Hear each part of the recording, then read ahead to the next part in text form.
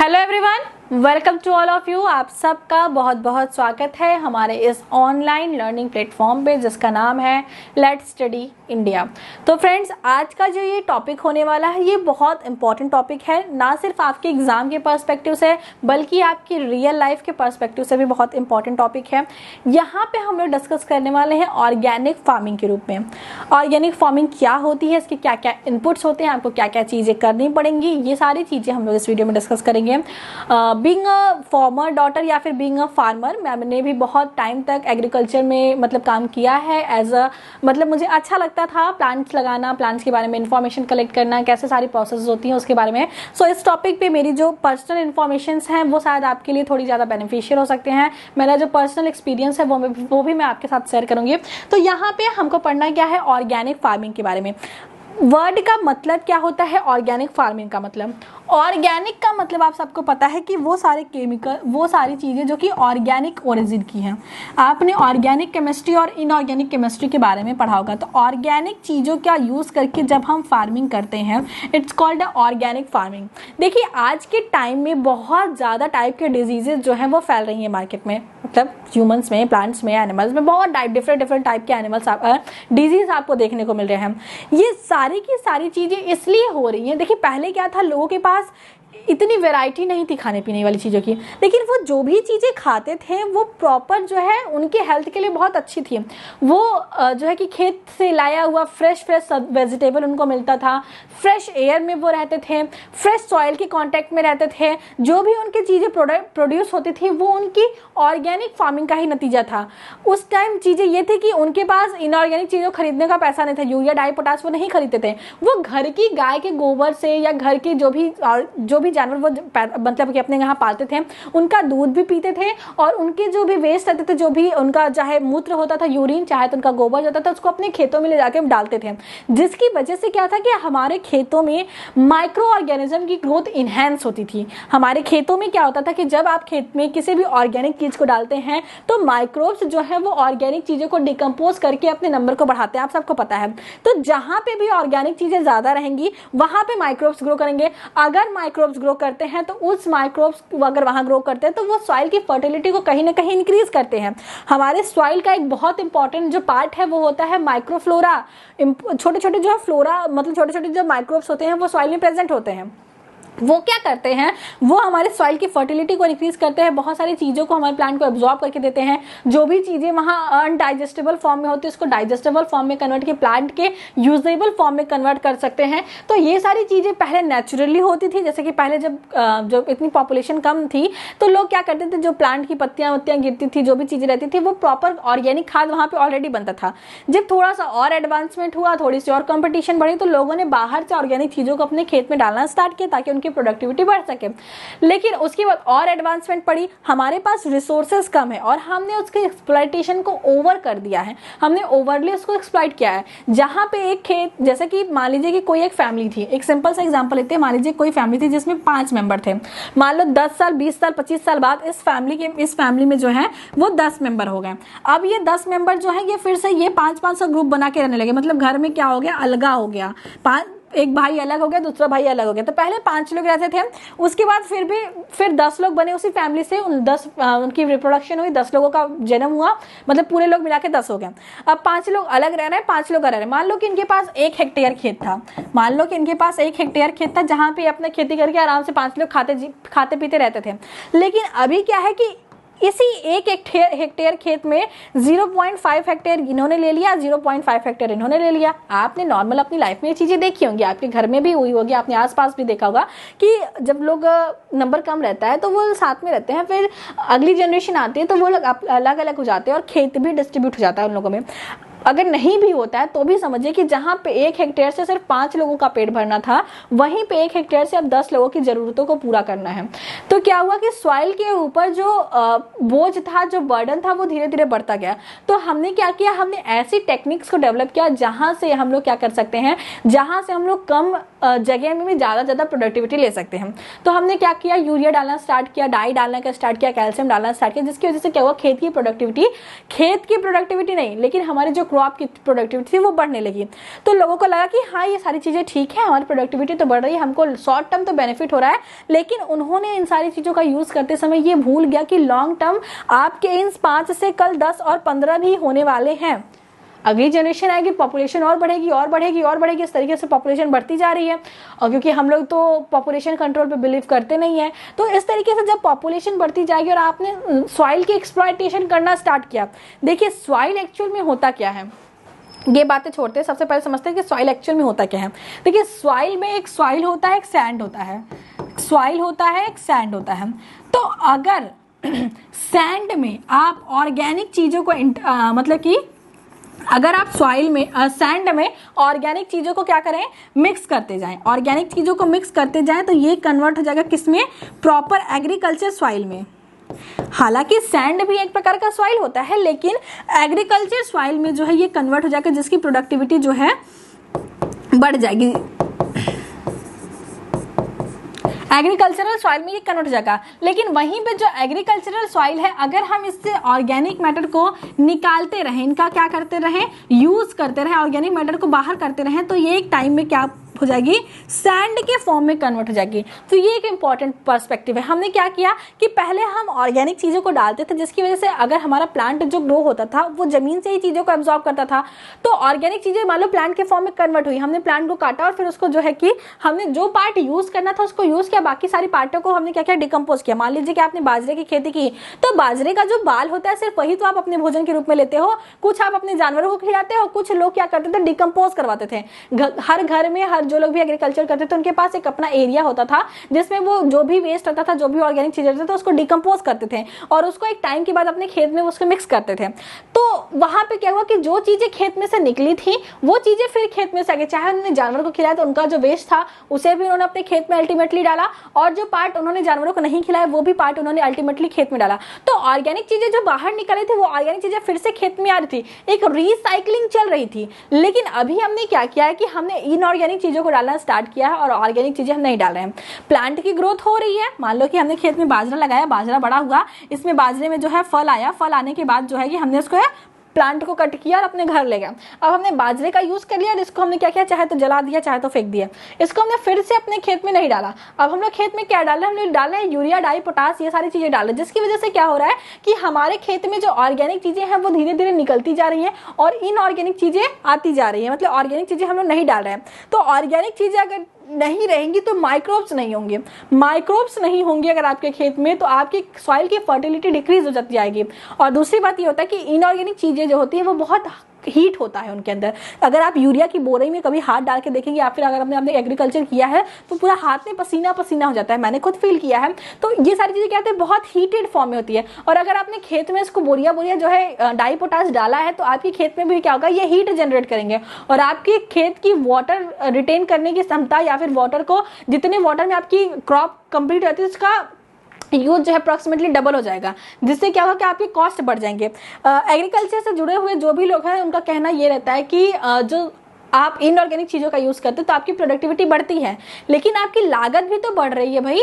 आप die potash डाल रहे हैं, वो भी खरीद रहे हैं, उसकी वजह से आपकी सॉइल की फर्टिलिटी डिक्रीज हो रही है, उसके लिए आप सप्लीमेंट्स डाल रहे हैं। उसके बाद क्या हुआ कि आपकी वाटर डालने की जो नंबर था, जैसे मान लो गेहूं की क्रॉपिंग में 3 पानी लगता है अगर आप ऑर्गेनिक फार्मिंग करते हो तो, लेकिन अगर आप इनऑर्गेनिक तरीके से फार्मिंग करते हो तो 4 से 5 पानी भी आपके गेहूं के खेत में लग सकता है। तो ये भी तो एक्स्ट्रा खर्चा हुआ। तो ओवरऑल जो खर्चे होते हैं वो इनऑर्गेनिक में ज्यादा होते हैं। आप ज्यादा खर्चा करके ज्यादा प्रोडक्ट बना रहे हो, वो भी ऐसे प्रोडक्ट जो कि आपकी बॉडी के लिए हार्मफुल है। एक बात और समझते हैं कि इनऑर्गेनिक फार्मिंग जो भी होती है, मान लीजिए कि आपका खेत था और आपने यहाँ पे बहुत सारा यूरिया वगैरह इंसर्ट करा दिया, बहुत सारा यूरिया सोर्स होता है किसका, नाइट्रोजन का। अब माइक्रोब्स तो हमारे पास है नहीं, बचे नहीं है, तो सॉइल की फर्टिलिटी तो हमने डिक्रीज कर दी है। अब हम लोग बाहर से नाइट्रोजन डाल रहे हैं, बाहर से नाइट्रोजन जो हम डाल रहे हैं वो प्लांट क्या कर रहा है, एब्जॉर्ब कर रहा है। प्लांट क्या कर रहा है, इन नाइट्रोजन को क्या कर रहा है, एब्जॉर्ब कर रहा है। ये मान लो नाइट्रोजन के मॉलिक्यूल है जो कि यूरिया से आए हैं और उसको एब्जॉर्ब किया। अब मान लो कि ये पालक का पेड़ है, अब इस पालक को हमने कट किया और घर ले जाके सब्जी बनाई, तो जो सब्जी बनी थी उसमें ये इनऑर्गेनिक यूरिया भी तो प्रेजेंट था। अगर आपने सुना होगा कि किसी ने आत्महत्या की, क्या खा के? यूरिया खा के, डाई खा के, क्योंकि ये पॉइजनस होता है। उस पर लिखा होता है कि बच्चों की पौध से दूर रखें। तो क्यों? क्योंकि वो पॉइजनस होते हैं। तो अल्टीमेटली आपने सॉइल में इसको डाला और सॉइल से रूट प्लांट ने इसको एब्जॉर्ब किया, और प्लांट में इसको एब्जॉर्ब करने के बाद ये क्या हुआ, इसमें एक्यूमुलेट हुआ, और इस एक्यूमुलेट जो यूरिया थी इसी को आपने घर में ले गए और प्लांट मतलब कि भोजन बना के इससे आपने यूज किया। तो कहीं ना कहीं अल्टीमेटली आपकी बॉडी में वो जो जहर था, जो विष था, जैसे कि कहा जाता था कि बच्चों के पहुंच से दूर रखें, और जो आपकी आंखों से या फिर ऐसे किसी पार्ट से इसको दूर रखें, ताकि नहीं तो इसके साइड इफेक्ट्स होंगे।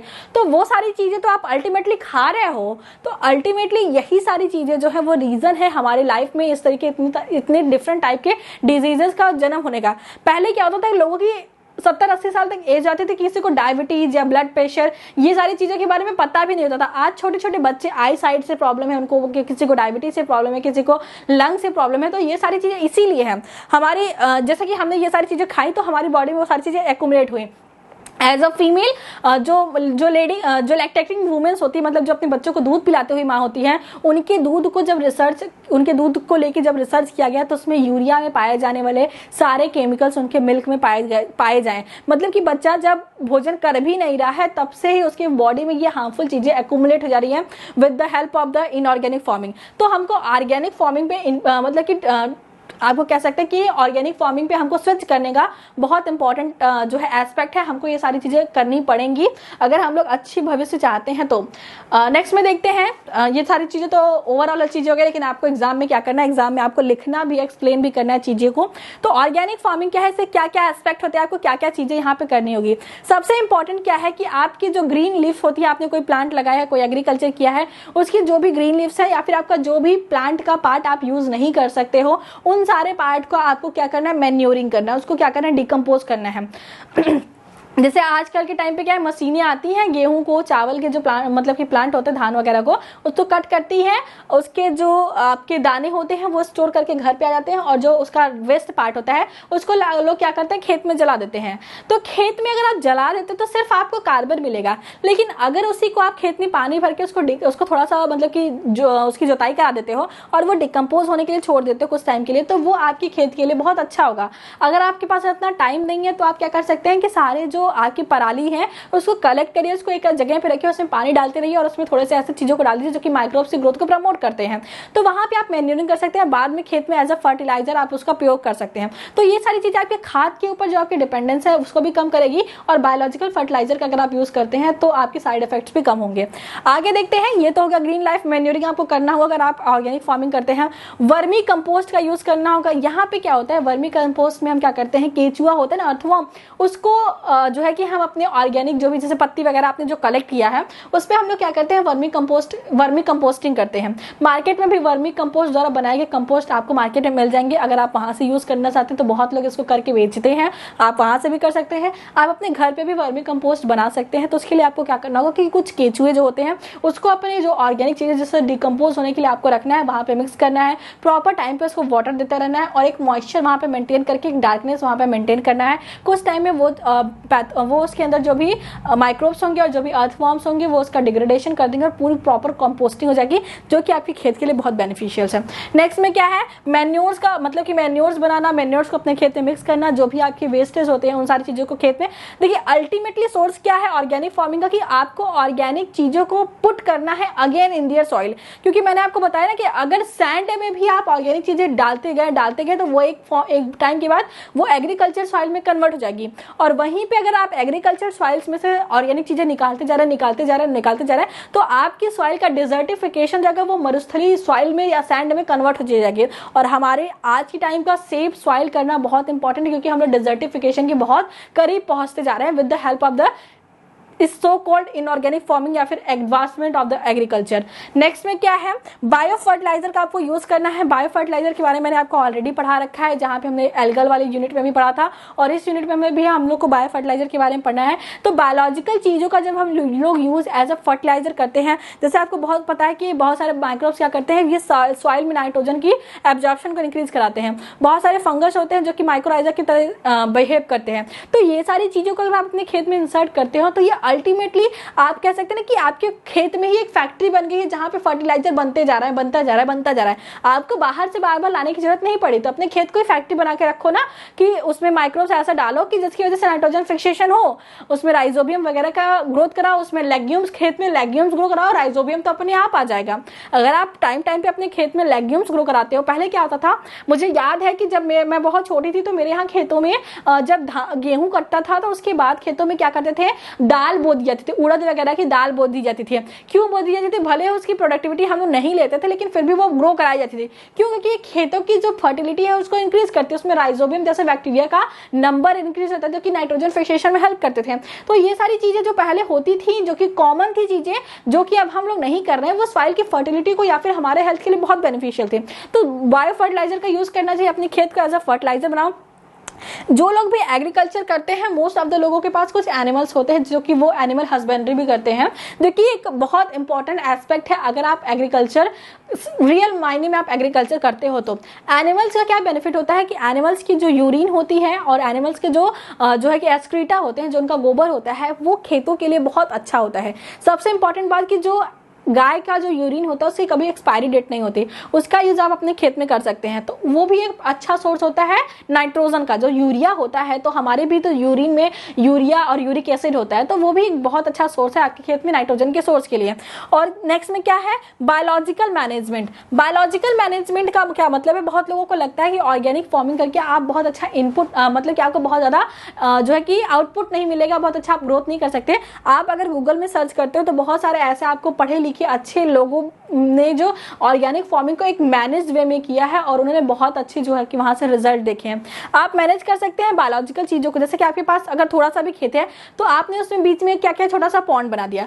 पॉन्ड बनाने से क्या बेनिफिट होगा कि वहां पे आप मछलियां पाल सकते हैं। मछलियों को पालने के साथ साथ वो जो वाटर है आपके खेत में भी, जो भी एक्सेस वाटर रहेगा वो आपके खेत में रहेगा।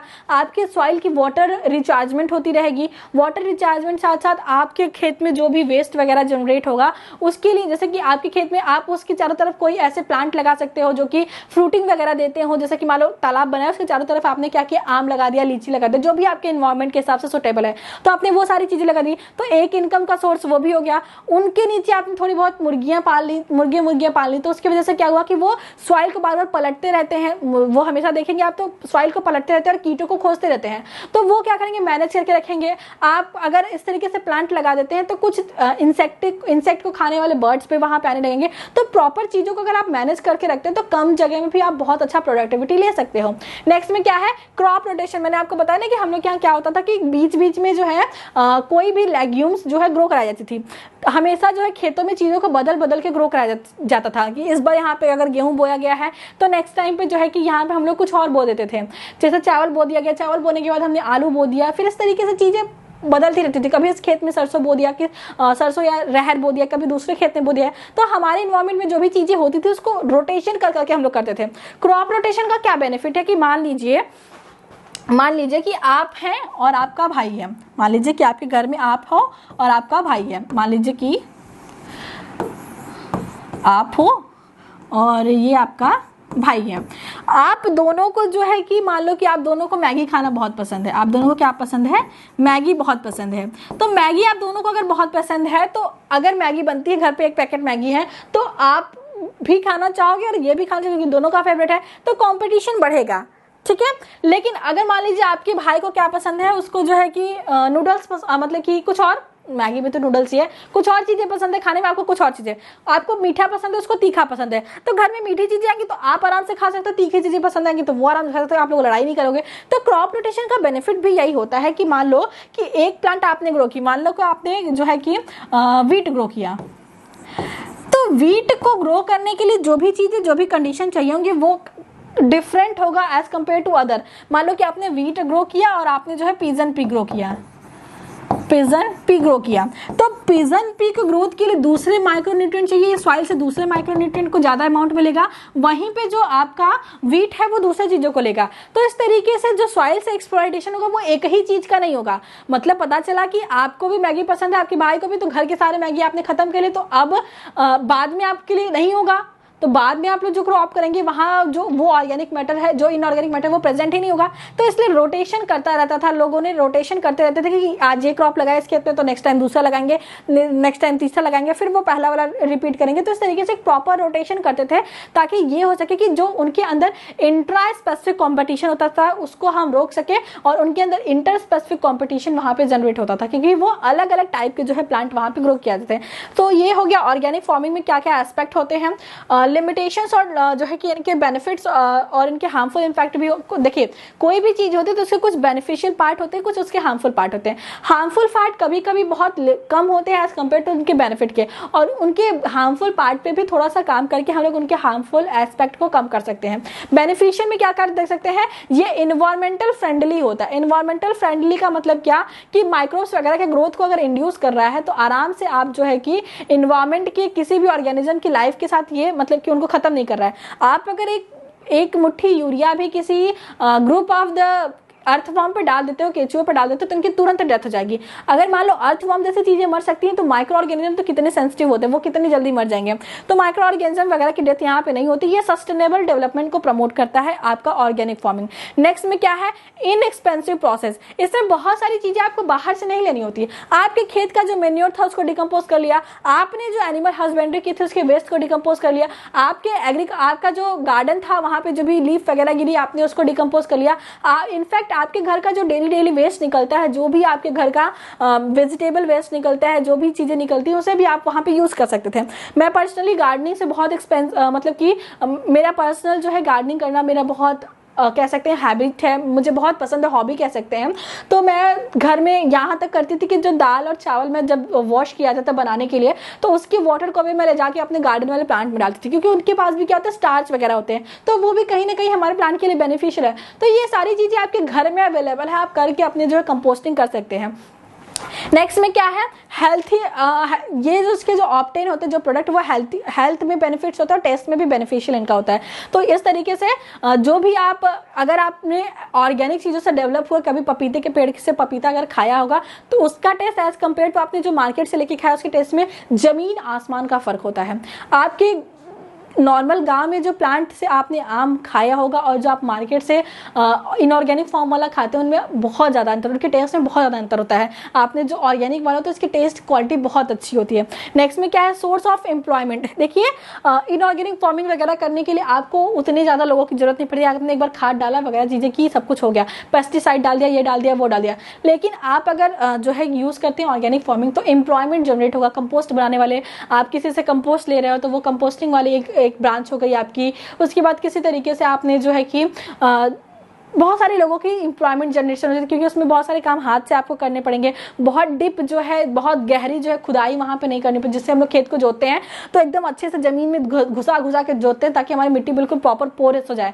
लेकिन ये क्या करती है, माइक्रोब्स की ग्रोथ को कम करती हैं। तो ये सारी चीज़ें हमको नहीं करनी है। नेक्स्ट में क्या है, जनरेट इनकम। इसकी वजह से आपको बहुत सारे इनकम जनरेट हो सकते हैं, क्योंकि ऑर्गेनिक फार्मिंग की, ऑर्गेनिक फूड की डिमांड आपके मार्केट में बहुत है। क्योंकि आजकल लोग परेशान हैं पॉइजनस फूड को खाते खाते, लेकिन ऐसे बहुत कम ही लोग हैं जो कि सामने आते हैं ऑर्गेनिक जैसी चीज़ों को बनाने के लिए। इसलिए इनका जो है कि इनकम बहुत अच्छा होने वाला है, क्योंकि ये जो है मार्केट में अवेलेबल कम है। और जिस चीज़ की अवेलेबिलिटी कम होती है उस चीज़ की क्या होती है, उसकी जो डिमांड होती है वो हमेशा बढ़ती रहती है। तो उस तरीके से आप एक अच्छा इनकम भी ले सकते हैं with the help of the organic farming. Limitations क्या है, लेस आउटपुट। लोगों को लगता है कि यहाँ से चीज़ें कम निकलती हैं। मान लीजिए कि आपने इनऑर्गेनिक चीज़ें डाल के 1 हेक्टेयर से मान लो 20 किलो निकाला, तो अगर आप ऑर्गेनिक चीज़ों पर आते हो तो 1-2 साल तक आपको चीज़ें कम मिलेंगे। लेकिन उसके बाद अगर प्रॉपर वे से आप ऑर्गेनिक फार्मिंग करते हो तो आपकी प्रोडक्टिविटी श्योरली फॉर्म में इनऑर्गेनिक से ज़्यादा होगी। लेकिन स्टार्टिंग के जब आप स्टेप्स लेते हो तो आपकी प्रोडक्टिविटी थोड़ी सी कम होगी। अगर आप लोग अपनी फैमिली में एग्रीकल्चर से रिलेटेड है तो हमारे एक बहुत ही कह सकते हैं हमारे एक आइडल थे जिनका नाम था आचार्य राजीव दीक्षित। उन्होंने ऑर्गेनिक फार्मिंग पे इतने अच्छे काम किए थे। कर्नाटक, मद्रास जैसे एरिया में उन्होंने इसका बहुत ज़्यादा यूज़ भी करवाया था। उनके बारे में अगर आप गूगल करके या फिर यूट्यूब पे किसी भी साइट से आप वहाँ पे देखेंगे तो आपको ऑर्गेनिक फार्मिंग के बारे में बहुत बेसिक इन्फॉर्मेशन मिलेगी, जिससे कि आप अगर आप एज ए स्टूडेंट है, आपको फार्मिंग में इंटरेस्ट नहीं, तो आप अपनी फैमिली वालों को, अपनी सोसाइटी में लोगों को बता सकते हैं, ताकि ये सारी जो चीज़ें हैं, जो सारी जो नॉलेज है वो वहाँ तक पहुँचे और कम से कम इसका 50% भी तो हम लोग अपनी लाइफ में यूज़ करें। नेक्स्ट में क्या है कि ये हायर प्राइस होता है, क्योंकि ऑर्गेनिक जो चीज़ें होती हैं उनका डिमांड ज़्यादा होता है, तो इनकी प्राइस भी हाई होती है। मतलब कि मान लो कि आप एज अ प्रोड्यूसर नहीं, एज अ यूज़र बात कर रहे हो, तो ऑर्गेनिक, जैसे कि इनऑर्गेनिक चीज़ें मार्केट में सस्ती मिल जाती हैं, लेकिन ऑर्गेनिक चीज़ें मार्केट में महंगी मिलती हैं, तो लोगों का नॉर्मली उसका यूज़ करना जो है उतना आसान नहीं होता है। नेक्स्ट में क्या है, लैक ऑफ अवेयरनेस। हमको जो है कि ऑर्गेनिक फार्मिंग के इंपॉर्टेंस के बारे में और इनऑर्गेनिक फार्मिंग से होने वाले जो प्रॉब्लम्स हैं उनके बारे में अवेयरनेस लोगों में कम। उनको लगता है कि हमारे गेहूं 15 किलो हो रहा है, 10 किलो हो रहा है, यही उनके लिए मैटर करता है। उसके अंदर न्यूट्रिएंट कितना है, हार्मफुल चीज़ें कितनी है, वो उनके लिए मैटर नहीं करता है, इसलिए अवेयरनेस जो है वो कम होगा। शॉर्टर सेल्फ लाइफ क्या होता है कि जब आपने खेत से कोई प्रोडक्टिविटी निकाली और उसे मार्केट में सेल किया, तो वो कितने टाइम तक अपने उसी फॉर्म में बना हुआ है। तो सेल्फ लाइफ जो है वो ऑर्गेनिक चीज़ों की थोड़ी कम होती है, क्योंकि क्या होता है इसमें कोई भी प्रिजर्वेटिव, कोई भी ऐसी चीज़ें वहाँ पे इंसर्ट नहीं कराई जाती जो कि आपके लिए हेल्थ के लिए बेनिफिशियल ना हो। तो इसलिए इनकी short life as compare to जो अदर हमारी कॉमर्शियल जो हमारी इनऑर्गेनिक फार्मिंग होती है उससे थोड़ी सी कम होती है, लेकिन बाकी सारे पर्सपेक्टिव अच्छे होते हैं। तो ये सारी चीज़ें हो गई इनऑर्गेनिक फार्मिंग के इनपुट्स के बारे में। यहाँ पे देखिए एक और इम्पॉर्टेंट बात कि जब हम ऑर्गेनिक फार्मिंग करते हैं, तो यहाँ पे कभी भी हम जेनेटिकली मॉडिफाई ऑर्गेनिज्म का यूज़, मतलब प्लांट का यूज़ नहीं करते हैं। ये कुछ एस्पेक्ट है जो कि मैंने यहाँ पर लिखा है कि no chemical for resistant to pest and disease. आपके एडवांसमेंट क्या है कि हमने कोई भी केमिकल रेजिस्टेंट पेस्ट या फिर डिजीज के लिए यहाँ पे यूज नहीं किया है। Support healthier soil and pollinators. सबसे इंपॉर्टेंट बात होती है कि पॉलिनेटर, जैसा कि आज के टाइम का बड़ा प्रॉब्लम क्या है कि हमारे जो बीज वगैरह है उनका नंबर धीरे धीरे कम होता जा रहा है। तो नेचुरल जो पॉलिनेटर्स थे उनका नंबर कम होता जा रहा है, जिसकी वजह से क्या है कि जो कि हमारे लिए बहुत इंपॉर्टेंट एस्पेक्ट है। तो ये जो ऑर्गेनिक फार्मिंग होती है यहाँ पे हेल्दी सॉइल भी हेल्दी रहती है और पॉलिनेटर्स भी अच्छे से ग्रो करते हैं। और हमने जो है जेनेटिकली मॉडिफाइड फूड आइटम्स का यूज़ नहीं करना है। A healthy environment to the farmer to work. और फार्मर्स को भी एक प्रॉपर हेल्दी एनवायरनमेंट मिलता है उनके काम को करने के लिए, क्योंकि वो हमेशा अगर बायोपेस्टिसाइड्स की, जैसे कि आपने अपने खेत में बायोपेस्टिसाइड को छिड़कते हुए देखा होगा, किसी ना किसी को तो देखा ही होगा, क्योंकि बहुत सारे स्टूडेंट जो है वो एग्रीकल्चर फील्ड से हमारे इंडिया में बिलोंग करते हैं, क्योंकि इंडिया जो है वो एग्रीकल्चर डोमिनेटेड कंट्री है। तो खेतों में स्प्रे करते हुए आपने देखा होगा, तो वहाँ पे क्या होता है कि जब हम स्प्रे करते हैं तो बहुत सारे स्प्रेज जो हैं उसका जो स्मेल है वो हमारी बॉडी के कांटेक्ट पे भी आता है। मान लीजिए कि आपने इधर के प्लांट में स्प्रे किया और अब आगे बढ़े, तो आपकी बॉडी कहीं ना कहीं वो पेस्टिसाइड के कांटेक्ट में आ रही है, तो वो फार्मर के हेल्थ के लिए भी वो बहुत ज्यादा हार्मफुल होता है। मैंने खुद ऐसा पर्सनली फील किया कि जब आप खेत में बहुत ज्यादा यूरिया डाई डालते हो या फिर उसके बाद उसकी भराई करते हो, तो बहुत टाइम तक पैर अगर आपको उसमें रहते हो तो आपके पैर में जो है कि जलन होने लगती है, पैर में जो है कभी कभी तो किसी को छाले भी पड़ जाते हैं। तो ये सारी चीजें जो है वो फार्मर की लाइफ के लिए भी दिक्कत करती हैं। Organic farmer use natural fertiliser, जो कि हम ऑर्गेनिक फार्मिंग में नेचुरल फर्टिलाइजर का यूज करते हैं। Produce healthier food, offers profitable needs crop opportunity to organic farming. ये जो है हेल्दियर फूड भी प्रोवाइड करता है और हमारे नए नए एस्पेक्ट भी जनरेट करता है किसकी, फार्मिंग की। उसके बाद eco friendly method of cultivation, ये एक इको फ्रेंडली मेथड्स है। इसके डिसएडवांटेज में inexpensive food items, higher production cost. इनको प्रोडक्ट करने में थोड़ा लोगों को लगता है कॉस्ट ज्यादा है, लेकिन ये चीपर है इन लॉन्ग टर्म। उसके बाद क्या है, रेयरली सबसाइड फार्मिंग मेथड्स। और उसके बाद इनसफिशिएंट नॉलेज एंड स्किल और नॉलेज की भी कमी है। लो यील्ड, लोगों को लगता है कि इसमें कम यील्ड होता है, लेकिन ये शॉर्ट टर्म के लिए, लॉन्ग टर्म में आप यील्ड बढ़ा सकते हो और उसके साथ उसकी न्यूट्रिएंट क्वालिटी बढ़ा सकते हो। जहाँ पे आप 1 किलो बना रहे हो 10 लोगों के लिए, वहाँ पे अगर आप 5 किलो भी बनाते हैं, तो मतलब 500 ग्राम भी बनाते हो, तो वो उनकी न्यूट्रिएंट की जो क्वालिटी है, न्यूट्रिएंट की जो उनकी कैपेसिटी है, उसको कंप्लीट कर देगा। नेक्स्ट में क्या है कि the crop is susceptible to illness. ये सारी जो इंपॉर्टेंट चीजें थी ये हमने डिस्कस की ऑर्गेनिक फार्मिंग के बारे में। और ये टॉपिक मेरे लिए तो सिर्फ एक टॉपिक नहीं है, मेरे लिए इट्स अ बहुत बड़ी चीज़ है ऑर्गेनिक फार्मिंग या फिर फार्मिंग या फिर एग्रीकल्चर या फिर प्लांटेशन या फिर जो पोल्यूशन है। ये मेरी रियल लाइफ से रिलेटेड बहुत इंपॉर्टेंट टॉपिक है। आई होप कि आपको ये वीडियो मैंने बहुत अच्छी तरीके से एक्सप्लेन किया। शायद ये वीडियो आपके जो एग्जाम पॉइंट ऑफ व्यू से थोड़ा सा अलग हो गया, थोड़ा सा ज़्यादा मैंने चीज़ों को एक्सप्लोर कर दिया, अपनी पर्सनल एक्सपीरियंस को मैंने आपको बहुत बताया, लेकिन it's important for you and it's my humble request to all of you, please aware about your nature, about your environment. आप अपने लेवल पे काम करो ना भाई, लोग क्या कर रहे हैं छोड़ दो। आपके एनवायरमेंट में अगर आप मान लो स्कूल जा रहे हैं तो रास्ते में आपको अगर हाईवे वगैरह मिल रहा है जिसके साइड में गवर्नमेंट ने प्लांट लगाया, तो आप मत कोसो ना कि गवर्नमेंट उस प्लांट की केयर नहीं करती, वो सूख जा रहे हैं। आप जाते टाइम अपने स्कूल बॉटल ले जा रहे हो, उसमें पानी भर के लेके जाओ, डाल दो, उसको केयर थोड़ी सी कर दो, उसमें थोड़ा सा मैन्योर वगैरह ऐड कर दो, तो वो सारी चीज़ें जो अच्छी हो जाएंगी, तो ऑक्सीजन तो आप ही को मिलेगा, उसके जो बेनिफिट्स है वो तो आप ही को मिलेंगे। तो हमको अपने लेवल पे काम करना है, हमको लोगों की गलतियों को नहीं दिखाना है, हमको जितना हो सकता है हम उसको अपने लेवल पे अगर हम लोग करते हैं तो भी हम लोग बहुत सारी प्रॉब्लम्स को सॉर्ट आउट कर सकते हैं। तो इसी के साथ, इसी होप के साथ मैं वीडियो को यहीं पेंड कर देती हूँ। ऑल द वेरी बेस्ट, अपनी पढ़ाई बहुत अच्छे तरीके से करते रहिए और आप लोग एग्जाम में और अपने लाइफ में, अपने फ्यूचर में बहुत कुछ अच्छा करने वाले हैं। सो इसी के साथ मिलते हैं नेक्स्ट वीडियो में।